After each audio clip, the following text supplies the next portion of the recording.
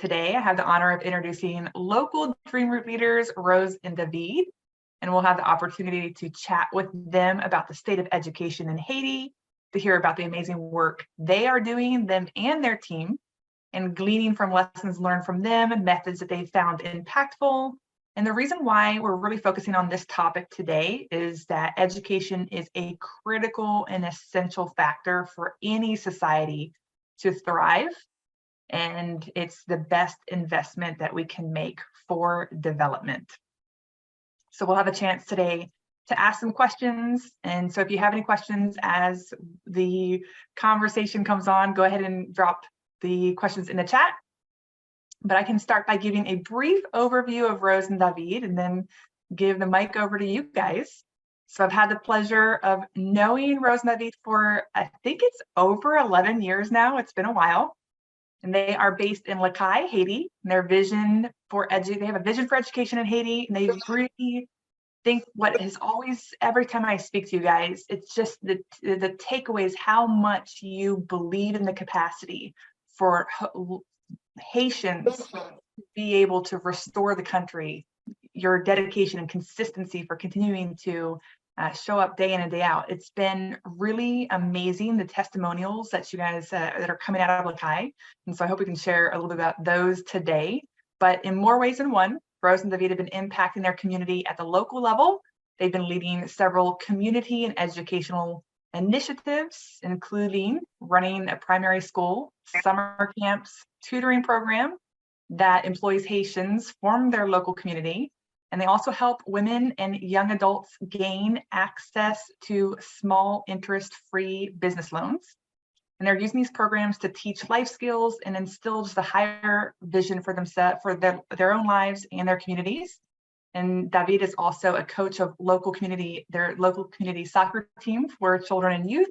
They are also board members of a nonprofit called Haitians Can, which facilitates community development projects like installing streetlights, providing access to water directly to the homes of community members. And they have been married for 12 years and have 2 beautiful children, absolutely beautiful children.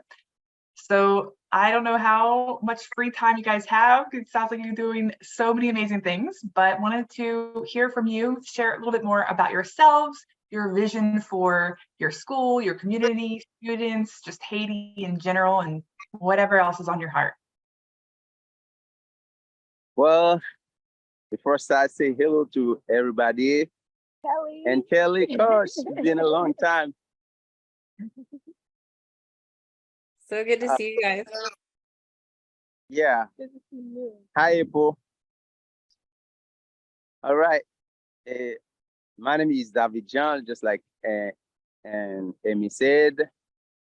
I am a Haitian, born in Haiti, raised in Haiti, and work in Haiti for the well-being of Haitians community. And like she said, this is my beautiful wife, Rose, and I have 2 kids. We've been married for 12 years and work in Haiti for the people of Haiti. And you know, I don't want to go back into the introduction, but because we already did that. But I wanted to talk about maybe our vision a little bit. David and I have, even before we got married, we kind of like, because I remember when I first moved to Haiti in 2010, we met and we started talking and we decided that we liked each other. You know, I was like, well, this is what I want to do. Like, this is why I'm here. And this is like, are you ready to like really like give your life to, you know, this vision? Like I want to come here and live here and serve the people. Because I come from a family of servants. Like, my dad has been in ministry since he was 16 years old in Haiti. He's 70 now. And my mom was always like a preacher and a servant. So it's just in my blood. And even when I was raised in the States, I always knew that I was coming back to Haiti at some point in my life. So when we got together, it was like, okay, this is the path that we're gonna take. You know, so we've been doing that since before we got married and since, you know, even till today.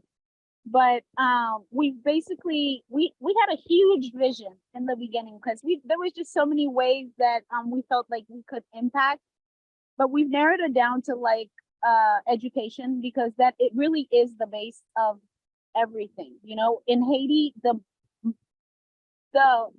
most impact you can have in someone's life is giving them access to education. Because I always say that a lot of kids, you know, their parents may have like they might have some money or land or whatever, a business, but you can like die and leave that to your child. But if they don't have the education to like maintain it or make something out of it, then they're right back into that cycle of, you know, nothingness. So we really been trying to focus. In the beginning, I'm going to tell you, it was really hard.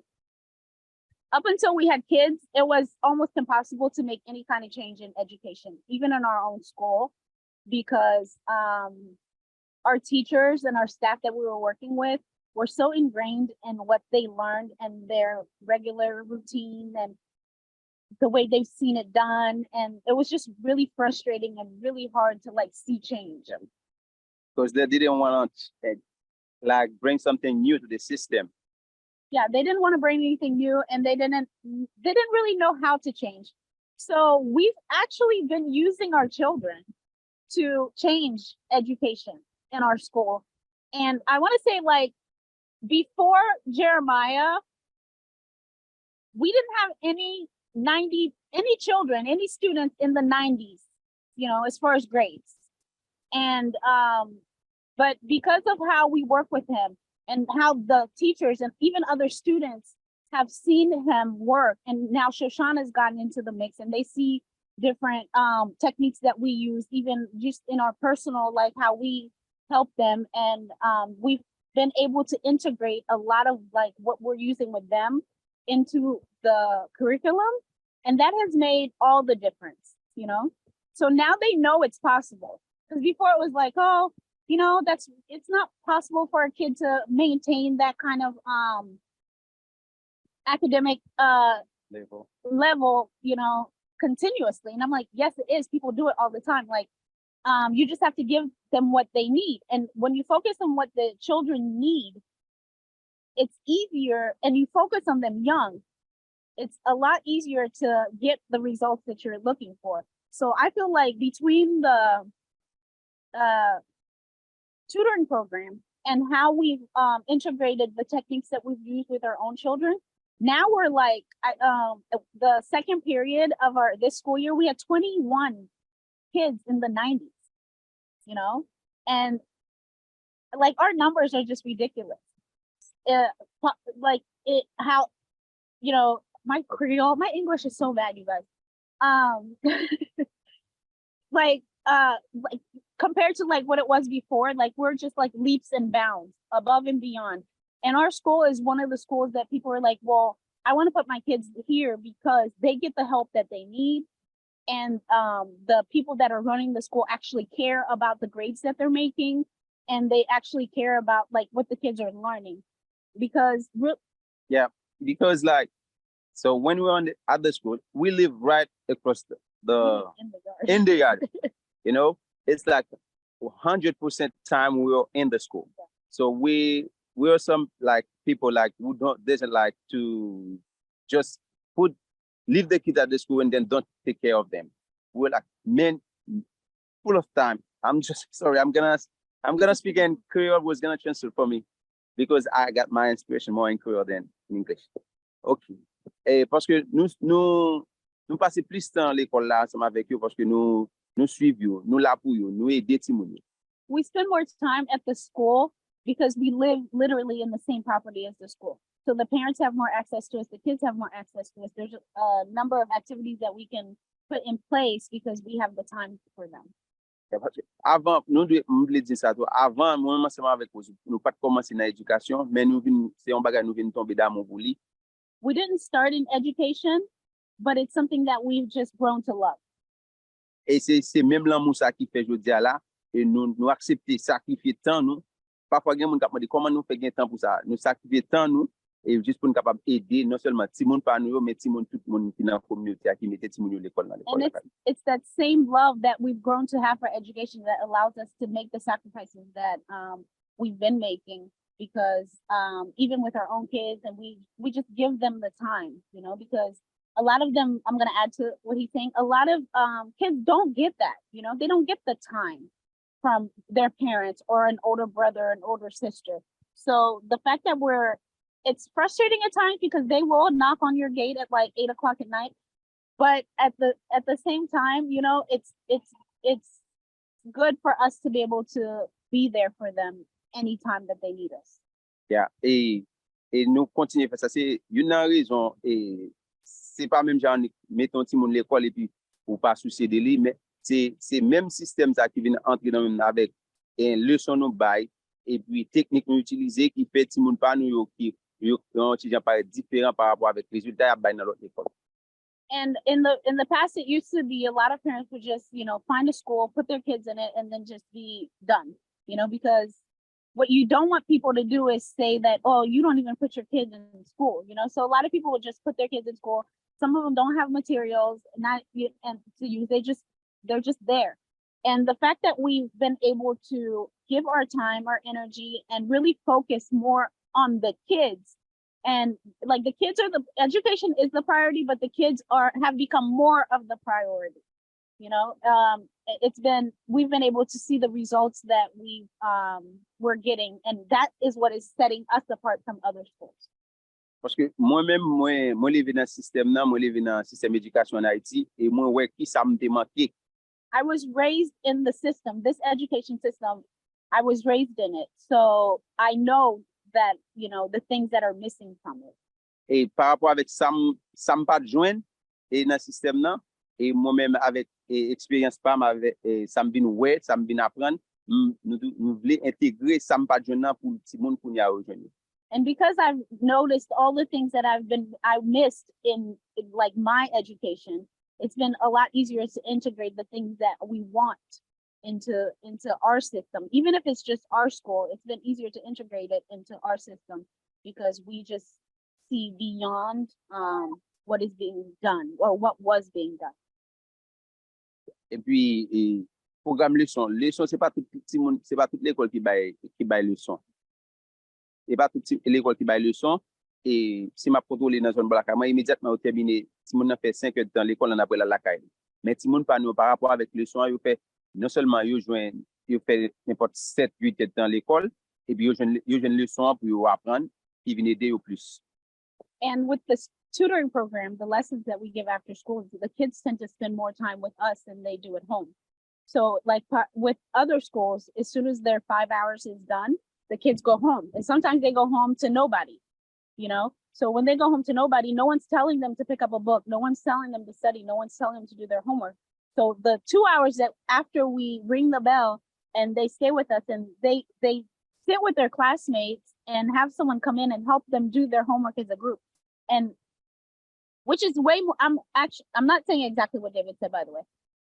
It's more effective working together as a group with students that you're used to, because a lot of kids will have lessons outside of the school, but it'll be like one person, like it'll be like David giving lessons to like 6 kids, and each of them are in different class. From different schools. And different schools. So different programs, different techniques, different lessons, different everything. So when we do it the way we do it, the kids have the same homework, they have the same lessons, and it's just easier and you can see their weaknesses a lot clearer, and they get what they need. Like the tutoring program is like, it's the game changer for our school. And I feel like maybe, hopefully, because we were talking about this the other day, hopefully it's something that other schools can adopt. And I was telling David, I was like, you know, it would be nice if other schools, because it's not impossible, you know, to do it. And if they were to integrate that, but David said that they may not have the willingness, like that might not be their priority, you know, like, you know, of course you have a school, you want to make money, you know, that's a priority because you have to pay teachers and whatnot. But I just feel really good about how mine and David's mindset is Like, not about, like, as long as we can pay our teachers, like, we're not about like trying to, it's So not about money. It's more about like happiness and the happiness, progress, joy, results. and just making sure that the kids learn something that's more than the books and something that's going to be useful for them in life. Yeah, because like if you don't like take care of the kids right now, make them interested in school, in a few years, like couple of years, they'll drop out of school and then be whatever. If the girls, they'll be pregnant. If the boys, they'll be in anything. That's why we're really focused. I might tell you, like, schools in Haiti is not fun. It's not fun at all. It's more studies. There's no time for fun. Kids just come to school and then sit for like 5 hours and then go back home, and then they're done and do more, and then they're done. So that's something we want to change. There's no like school where they're gonna play sports, they're gonna have fun while they are in school. That's the reason. Like most of when we came to Les Cayes, every kids we find like in 16, 17, they drop out of school because there's like we can't learn, we can't continue. Yeah, there's no motivation. They just drop out because their parents can't help them, and that's something we focus on today. We don't want kids like 16 years old and then just drop out of school because school is not fun, it's boring for them. It's just lessons. When they fail, and their parents, okay, if you fail that class, I'm not gonna pay another year for you, and then you're gonna have to go work in the agriculture field. We don't want that. That's the reason we focus on the education system to change and step by step, not at once, but step by step, to change the ones that we can change and the efforts we can put in the system to make the kids continue learning, to stay at school, and then to do something good with their lives. You guys have touched on so many amazing things. I kind of want to delve into a little bit of even what you're talking about, of the challenge, the largest challenge to surmount is the mindset change. Because we can have all the tools on the table, but if it's the mindset, and that's been that is some of the largest challenges that you guys have find a way to confront it. And what I'm hearing from you is it's about modeling it. Once they have a mental framework, and to your point, see the results, see the fruit on it, that's what is getting the change to happen. And so what you had said is the tutoring program had been one of obviously your own kids and how you're modeling for others of the education of your own kids, but also for this tutoring program. And I think what was neat, because you and I were speaking earlier, and what was, I think, maybe not an intended consequence in a good way or result of the tutoring program, is that the teachers in the school were actually seeing how the tutors were approaching some of the lessons, and they were picking up what new ways to do facilitation. And if you want to speak a little bit on that, I thought that was absolutely brilliant. Well, this was last year. Like, last year was the first year we did the tutoring program, and it's easier to get, like, the teachers go to school and they learn what they learn. They learn the techniques, and they learn how to actually be teachers. But the kids that were doing the tutoring, they were just coming in and helping. So it was easier for us to get through to them than it is to get through someone who said, oh, well, I went to school and this is what this is what I learned, and this is the way, So it was just easier. And the fact that they were noticing that their students were adapting quicker, they were learning more, and they were able to work further into their curriculum, they started using the same techniques so we're like, well, how does and I would tell them, like, this is how the teachers are working with the students after school. So if you were to work alongside with them, it would be better for your students. So then it just became integrated into them working together, even though they don't even know who's giving lessons in their class, because they're gone by the time the kids come in. So but the kids stay, and the kids, by the time tomorrow comes, the kids have done their homework, they know what's going on, so the teacher can basically just move forward instead of like every day trying to like come back. So it has actually helped to open up their mind, and they trust us more. I know they trust me more because I'm really vocal. Like, I wasn't raised in the system, so I have a whole different viewpoint of how things should be. You know, I was a pretty decent student. I was a good student when I was in school, and I know the difference between what I learned and how I learned, and the techniques that my teachers used with me, and what I liked and what helped me. And those are the things that I used with my kids. And because one thing people say, like, I always tell them, like, kids are sponges, you know? They're gonna learn. The only way they're not gonna learn is if you don't give them anything to learn. You know, they'll learn good or they'll learn bad. Whatever you give them, that's what they're gonna get. So it's up to us to really just like train them from the beginning the way that we want. I mean, they fought against me for years, even in the kindergarten level, because obviously it starts at the base, you know? And I've been wanting to change our kindergarten for years. And it literally wasn't until Jeremiah and Shoshana that we were able to do that, because they saw it. And then they saw the results, and they saw the results continuing. And then they would try it a little bit. Now this year, like, they basically like folded and allowed, like, you know, most of the things that we want to integrate in it. And it's made like a huge, teachers are like, oh yeah, like, you know, Like the handwriting, you know, like they're really trying to teach kids how to write in cursive in kindergarten, like 2.5-year-olds, 3-year-olds. And I'm like, it's not really possible. Like, you can, but you will fight, you will bleed, you know, you'll cry tears of blood for you to be able to do that. But really, like, you know, the kids will learn to write if you just let them write regular handwriting, but eventually integrate cursive into it at a higher grade when they have proper hand coordination. And they finally realized that. And the kindergarten is just like that. The fact that they don't have to spend 90% of the time teaching kids how to write has allowed them to learn more. My 2.5-year-olds, 3-year-olds are reading, you know, now, whereas they used to just be like, get into the first grade and can barely read. Now they're reading, you know? So because they have more time, because they're not like, you know, suffering through trying to write cursive. So I just think like changing the mindset, obviously, like that's one of the biggest things that I learned from my dad. Because when I came to Haiti, one of his biggest he used to have the revivals, and the first year that I came here, it was all about changing your mindset to change your reality. And he would preach on that it was like a 55-day revival, and that was the message every day for that. And he still continues to do that. So I've realized, like, through that and through him and his experience, the fact that he's been in the ministry that long and he's still preaching about changing your mentality to change your life, changing your mentality to change your reality.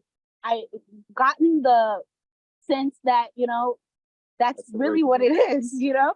Like, you just have to get down to the basics and change what people think is possible, you know, and to get the results that you're looking for.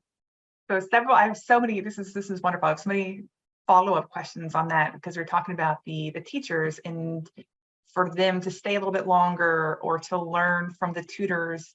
What is in obviously the change of mindset, but it also goes into the motivations and incentivizing. What is their motivation or incentive for the teachers in order to invest in these extra time or to even learn these new skills? And I can imagine for what you're saying is how motivating and fulfilling it is to see their students reading and writing in those ways. So I can imagine that would be one of them. But as you all leading these teams and these teachers, what would you be finding in terms of motivation and incentivizing?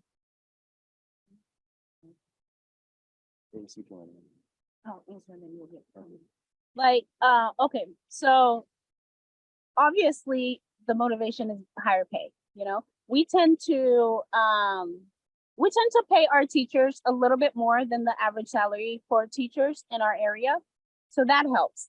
But really, what it is our support. They literally have our full support.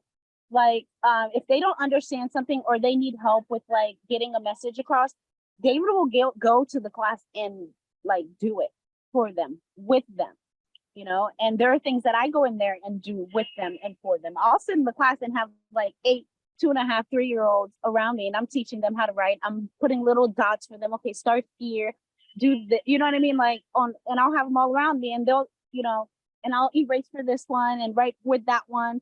And so they get our full attention. Our teachers get our full attention, our full support. We do a lot of outside of school activities. Like last year we did well, we always do a teachers appreciation day, and we do we give them gifts, and we go to the beach with them, and we do, you know, little things like that. But I want to, honestly, the biggest motivation for them, because a lot of them, when you're introducing something new, they tend to think that it's going to be more work for them. And I tell them, like, look, I don't want you guys to come here and slave away and go home with a headache every day. Like, I don't want that for myself, and I don't want that for you. But the way you're working, that's the result every day. You'd never feel good leaving here because you have to like repeat everything 50,000 times to try to get the message across. Even then, there's like a high percentage of the class that still is looking at you like they have no idea what you're talking about. So introducing these new techniques, like I'm telling you, like this, introducing new techniques and new ways for the kids to learn is only going to help you. Like, you really just have to shed some of the you know, some of the things that you feel that some of the things you learned is good on paper, but it doesn't actually translate in a classroom. And once you're able to connect with your student on a level that is more than I'm the teacher, you're the student, you know, it makes it a lot easier for you to reach them. And couple that with like a lot how we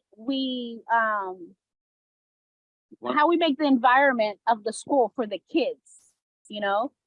When the kids are there, like David is really good. I'm tired, you know, so like David is really good at like keeping the energy up, you know, so that helps. So the kids have like these they love to see him because he's always happy. He's always ready to play. He's always ready to. So when you keep their spirits up, but you have high expectations for them, like we have super high expectations for our kids, and we tell them this, you know. And whenever I come across them I know every single one of my students. I know all their weaknesses. I know where they need to improve. I know, you know, and I'll tell them, I'm like, and I'm always pulling them aside, like, look, this isn't why you're here. You know what I mean? And this is what Haiti's about. And this is where you're going to get the tools you need to make a difference in your life, you know? And the ones that are really cute and pretty and they stand on their prettiness, I'll tell them, like, look, your mom was pretty too when she was your age. You know, she was probably gorgeous, but you don't want to follow in the same line that she followed, and she doesn't want that for you either. So this is why she put you here, so that you can be different than how she was. And, you know, we talk real to them. And I feel like the environment that they're in, the fact that we care about our kids, and they love us. And I'm going to, like, even if like the parents may have their issues with us, but their kids love us, and they love the school.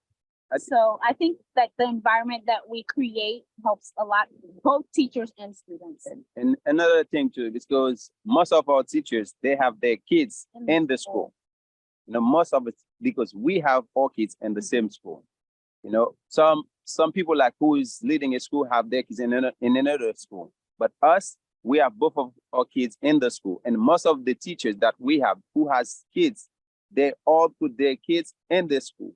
And that's one thing when we talk about them, when we try to motivate them and then try to change the way they teach.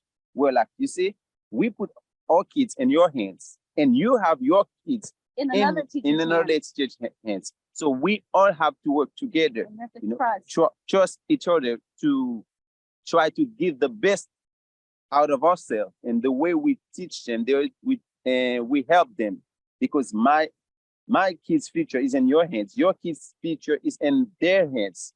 So that's the one thing we're like trying to put the more of a family. Yeah. And another thing that we do that no other school does is like it's a school of women for the most part. Like, aren't you the only guy this year? I was. Yeah. No, there's we had a principal that was, but other than that, it was just him and David. But we're all women, right? So I mean, these are young women. They're getting married. They're having babies, and one thing that we do is we let our teachers come to school with their babies once they're born. So they don't have to worry about who's gonna watch their kids. So a lot of we have probably like 8 kids that were born in the last 2.5, 3 years, in the school. So they literally raised by other teachers, because they go from hand to hand, like, bring your baby, we'll all watch them, like, when they need food, we'll bring them to you. So I think like that makes them relax a little bit more, because their kids are here with them. Even if they're in a different classroom, they don't have to worry about, what's going on with their kids, who's watching them, what they're learning, nothing. And I think that just to me, that's an incentive that other schools don't provide. And it's an advantage for us, because we open. What you're describing in a lot of ways is how you're able to support your team. And yes, for their students or their kids to also be students within the school, you have buy-in, but what you're creating is this atmosphere. What you're saying is that you're caring about each other, and it's authentic, because you can try to manufacture it, but people can see right through it. And there's this saying that people don't quit jobs, they quit managers. And it really is the competitive advantage of most organizations or schools or corporations really is the corporate culture or the school culture. And what I'm hearing you say is you're focusing on those pieces, and just out of that school culture, it's teaching and influencing the family and community culture of, again, changing mindsets. Okay, I have additional questions based on things we were saying earlier of some of the challenges you're seeing with keeping some of the students in school for retention. And a couple things that you had mentioned were just finding the students, and this is also based on previous conversations. So it sounds like there's several different challenges. It can be lack of school materials, school just not being interesting enough to keep them engaged because it's just rote memorizing and learning. Let's see, there's been several other pieces here of just not getting the support that they need from home to continue to make the grades that are passing. And so you had mentioned, and I would love to go into just kind of what are the differences from, a lot of the people that would listen to this webinar are used to the American education system or more of a developed world. And so what you had described was the passing grade for going on to the next level is 50% on standardized tests, which means that somebody can not understand half of the material, be passed on to the next grade and be totally lost, be functionally illiterate, but still, quote unquote, kind of graduating. And so all these things are combining to be challenges for the student to continue. And so you guys have made intentionally ways to support the students throughout that. So I guess this is going to be a few things I would love to dig into. One, what are some of the contexts or challenges that you're seeing in the students, right? The lack of materials, how do you surmount that? How do you resolve that for parents that maybe aren't able to afford the materials? But I guess that's also a question for an American mindset that's used to a public education system that's totally free, that for the most part doesn't have uniforms that you have to purchase, and the books are provided. So what are the differences, I guess, since you've also grown up in some of the American system as well, what are the differences between Haiti education system and comparing that to the US education system, and how, in terms of some of the challenges of retention for students, what are some of the ways that you all have been able to remedy that? One of the biggest challenges is like a lot of the kids, like we sent you the results of the tutoring program this year, and as small as that number is, it still hurt us, the kids that didn't pass. And one thing that we've done is just for everybody to know, it was 92% of all of their students. How many students do you have? 100 and 100, say We- it again. 160, like the kindergarten doesn't count because they're not getting like graded, but it was 168 students. 92% passed, which is a huge, It's high, huge. very high number. It really is. But those 13 students that didn't pass, it hurt us because we literally gave everything we had, and it really came down to not having the parents chip in and give what they are required to give. Yeah, You know, because before, it's like we know every single student, we know their capacity, we know what they are capable of. So every time we see like one of our students is like falling back. is falling back, we go to their house, we find their parents, we talk to their parents, we tell them what is going on in the class with that student, and then we ask them to just to try to help us because we are trying to do our parts, but they have their parts to do too. So once we finish the day and then they go home, so it's their parents' parts to like help them. And then once we see that we are falling back, and then we go to their house, we talk to the parents, we talk to the kids, and then we try to motivate them for the next period, The next grading the period. next grading period, so they can pass, they can study and then pass. So that's why, like, for us, it's really hard. It's And to we see that all like 13 of them like don't pass. pass. And we tell them, you know, because they love the school. And I'm gonna tell the kids that don't pass are probably the kids that love the school more. You know, they love, and so we use that as a motivation to get them to. It's true. We use that as a motivation to like we can't keep you if you're, because this is what we're looking for. And one thing that we did, we raised the standards. You know, we were like my conscience was not allowing me to accept the 50% grading grade. So we changed it to 5.5, you know, the year before. This year we changed it to 575, and I fully intend to change it to 6. You know, even if and to keep going, because there's just got to be a standard, you know, and someone's got to do it. So it's us. So we're just that's just what it is.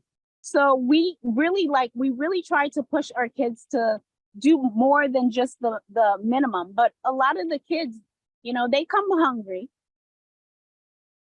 They go to bed when they want, you know, so they're not getting full rest. So they go home to no food, you know. So one thing we've done is we've started a school lunch program, which helps a lot of kids, but a lot of the kids that really need to participate in it can't or don't because of funding, you know. So even with everything that we're doing, like we're still trying to figure out ways to make it to where most of the load falls on us, you know, so that we're able to move the kids forward a little bit. So we're really trying to take as much load off the parents as possible. But at the same time, we can't take 100% of the load, because even though you have a student that is in the tutoring program, they get our help, they get their teachers' help, they're getting tutored after school. But it's not, for some kids, it's more than enough. You know, it's more than enough. But there's a little bit of percentage that still needs their parents to be like, okay, before you go to bed, you need to look at your book, you know? And most of these kids that are, I want to say 100% of the kids that didn't pass don't get that. And they need that. That little extra, like, okay, look at before you go to bed, look at your book. Or while one thing that we did, we used to take a week to do exams. We've done it to, and then they would have like 4 exams in a day.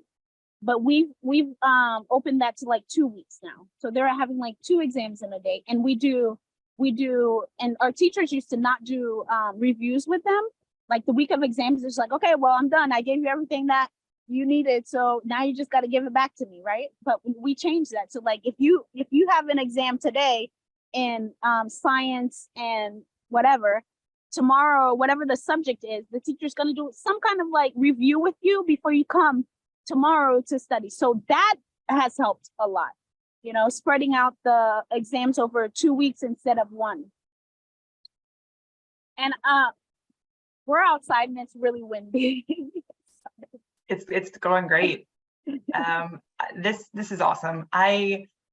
Speaking of just ways to support the students, but David had mentioned his passion for making education accessible and enjoyable. And enjoyable meaning, how can we also make this where it's not just memorization, but fun to learn, and bringing in these other activities like sports and extracurricular activities that for us, we take it for granted. It's like, of course, that's part of it. You all have even gone above and beyond the basic requirements, government requirements, the curriculum, and added additional subjects. So do you want to speak on just how you've enriched the curriculum? How do you make it more fun for the students to learn that facilitates, to your point, as learning how to learn and being engaged in the learning process and then retaining the students to grow?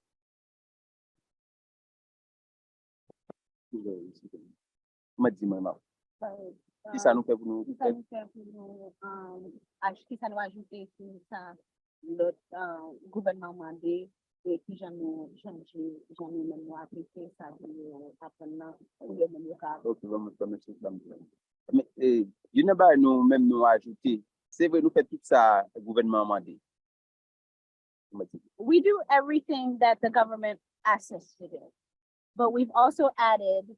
Ça nous a ajouté, nous mettons en condition côté pour tout le monde. Pendant les dans l'école là, nous mettons amusement pour lui. One of the things we do is we just make the situation more fun, because a lot of kids don't like coming to school. Ouais, nous quand même arrivé même au bon moment et nous senti si ça va dire ou ouais si nous pas suivre nous mettons en façon nous faire chanter, nous faire danser, nous faire jouer dans la classe là. So like if you're a teacher and you're trying to get a message across to the kids and you see that they're not like capturing it, you change the way it is. Like, you know, David, most of the time he'll change the lesson to a song, or he'll you know, get them all to stand up and separate them in groups and have them like battle each other and things like that. So and they retain it a lot better that way. Et même parfois et nous faisons et si on même côté pour même pour un petit dormir on 5 minutes on tire pour on 5 minutes nous baillons. Yeah, and sometimes when we see that they need maybe just a 5-10 minute rest, we'll just, you know, stop everything and just, you know, everybody just take a pause, grab a book, put your head down, whatever, just to give them recharge. And then come back to whatever it is that you were doing. Yeah, c'est tout activité ça et puis nous mettons et puis nous fait méthode nous utiliser nous fait plus écrit bagaille plus écrit leçon plus écrit et assez le appliquer changer plus. One of the things, like memorization in Haitian education is not going to change. You know, they're always going to have to memorize, you know, a lot of things. It's in science, history, geography, and what else? Civic. So those things they have to learn them, and they used to just, you know, the kids will know the lessons and they'll be like, and they sing it. But once the exam is in front of them, it's like they have no idea because they don't know how to write it, they don't know how to spell it, they don't know, you know what I'm saying? Like they just know it, but then to put it on paper, they don't know how to do that. So one thing that we've changed is yes, they can sing it. Yes, they know it, but we make them write it. We make them spell the words. And one thing that we do, like I remember last year and this year too, we did activities with the science, a lot of science, and science is really like a hands-on subject. You really have to see it to understand it. So one of the lessons I remember, and I was not born into this. I was born in the system, but I wasn't raised in it. So and I'm actually in school through Jeremiah. So I'm like in the same grade as he is, I like to say, because I'm actually learning the system through helping him. So going through his science book, knowing that he's going to learn about vapor, the difference between the stages of water, the states of water, vapor, or, you know, gas, liquid, and solid. So I'd go in the freezer, I get a block of ice, and I have a steamer. So we got this steam going, and then we have water in liquid form, obviously. So, and I'm explaining this to him, and it clicks right away.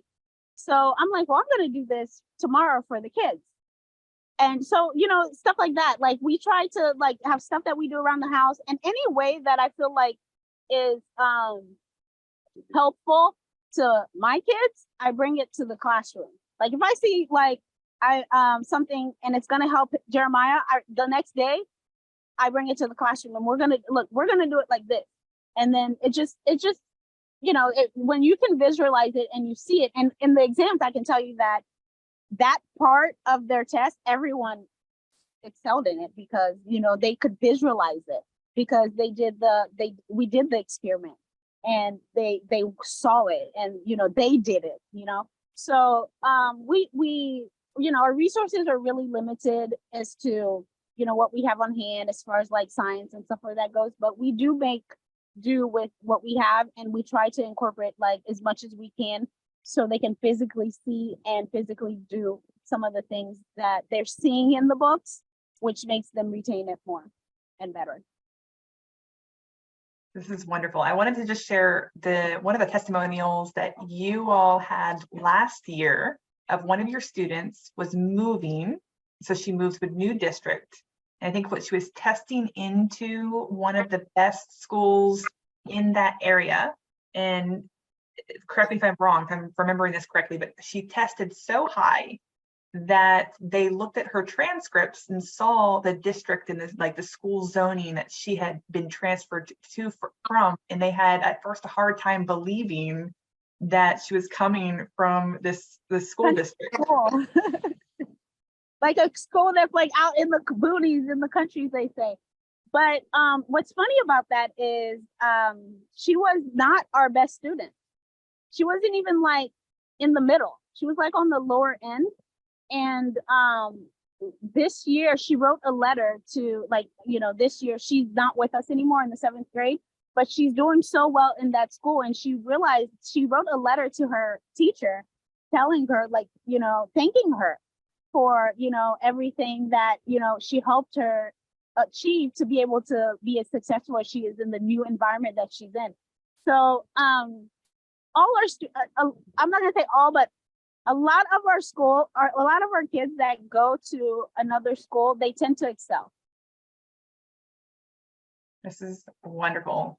And I mean, talking about motivation and fulfillment for the teachers, that right there has got to be one of them. It's been neat to see just how you all have really poured into the teachers training and professional development with your teachers. And we've had several conversations of the many different programmings that you have throughout the year for them.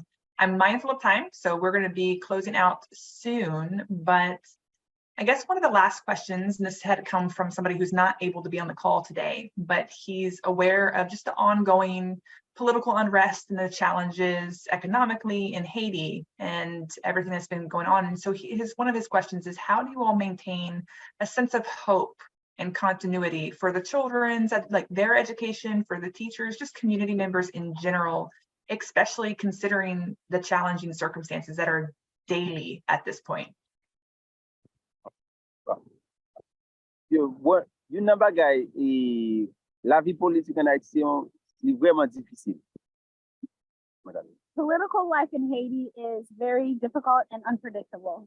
Et qui vient refléter sur la vie sociale et la vie éducationnelle en Haïti. And it reflects on all aspects, education, social life, everything. Et pour que yon groupe politique dans problème, et premier côté ou parler pour empêcher. Tant que président, il y a un problème avec le président, premier côté ou parler c'est le président, c'est avant l'école ouvrir, c'est une bagarre pour pendant 3, 4 années, 5 années de cela, l'école n'a pas jamais fini dans temps parler.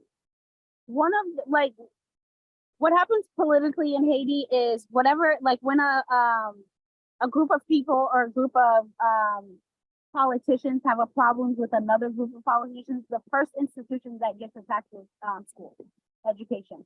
So what ends up happening most of the time, you're really not sure when the school year is going to start. for the past 5 years, we haven't had a proper school year. We started in October, we started in November. Last year, we started officially in January.